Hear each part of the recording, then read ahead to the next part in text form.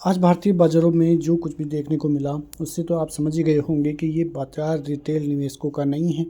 यहाँ पर बड़े लोग अपनी चाल चलते हुए दिखाई दे रहे हैं और उसी की वजह से आज भारतीय बाज़ारों को जो कुछ दर्द उठाना पड़ रहा है पिछले 8 से 10 दिन में, इतनी ज़्यादा वॉलेटिलिटी देखने को मिल रही है।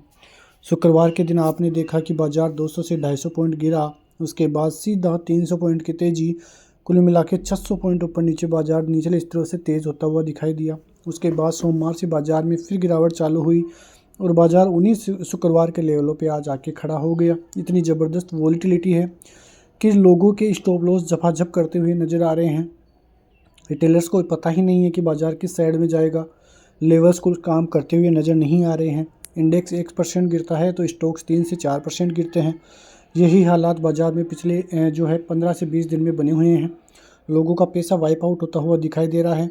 तो ये सारी चीज़ें भारतीय बाज़ारों के लिए काफ़ी नेगेटिविटी लाती हुई दिखाई दे रही है, जिसका अनुमान आप भी लगा रहे होंगे। एफआईआईज़ की बिकवाली अक्टूबर और नवंबर में ज़बरदस्त थी, लेकिन दिसंबर में फिर से ख़रीदारी आना चालू होती है। बाज़ार का बेस बनता है, लोगों को ट्रैप किया जाता है, बाज़ार को ऊपर लाया जाता है और फिर से एफआईआईज़ की सेलिंग चालू होती है। कल भी ज़बरदस्त तरीके से सेलिंग देखने को मिली। आज जिस प्रकार से बाज़ार लग रहा था, एचडीएफसी बैंक, आईसीआईसीआई बैंक में ज़बरदस्त गिरावट देखने को मिल रही थी, उससे अब फिर से यही लगने लग गया है कि एफआईआईज़ ने आज भी सेलिंग की है और बहुत बड़ी सेलिंग की है, क्योंकि जो एक्सपोजर है बैंकिंग सेक्टर में एफआईआईज़ का वो ज़बरदस्त है और सबसे ज़्यादा एक्सपोजर एचडीएफसी और आईसीआईसीआई में है। और जिस प्रकार से वहाँ पे गिरावट देखने को मिली है, काफ़ी ज़बरदस्त संकेत वहाँ से देखने को मिले हैं। एक आईटी सेक्टर को छोड़कर लगभग सभी सेक्टर्स में ज़बरदस्त गिरावट का मूड माहौल देखने को मिला। निफ्टी मेटल सेक्टर में तो ज़बरदस्त गिरावट देखने को मिली है। तो ये सभी चीज़ें भारतीय बाज़ारों के लिए काफ़ी नेगेटिव होती हुई दिखाई दे रही है। एक कारण हो सकता है कि जो फेड है, उसकी कल मीटिंग होने वाली है ब्याज दरों पे।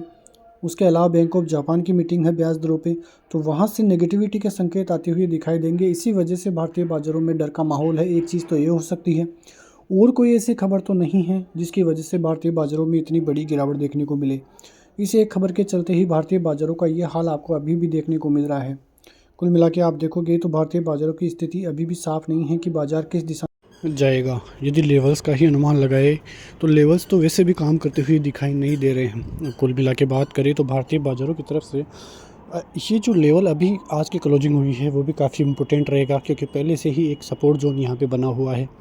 ये सपोर्ट जोन यदि टिक जाता है, बाज़ार 24,350 के ऊपर जाता है, 500 के ऊपर जाता है, तब जाके ही कोई बात होने की भारतीय बाज़ारों की रेंज फिर से ऊपर की तरफ खुलती हुई दिखाई दे। बैंक निफ्टी की तरफ से बात करें तो बैंक निफ्टी भी यदि 52,400 के ऊपर निकलेगा, तब जाके ही थोड़ा लगेगा कि भारतीय बाज़ारों में थोड़ी बहुत स्ट्रेंथ आती हुई नज़र आती हैं।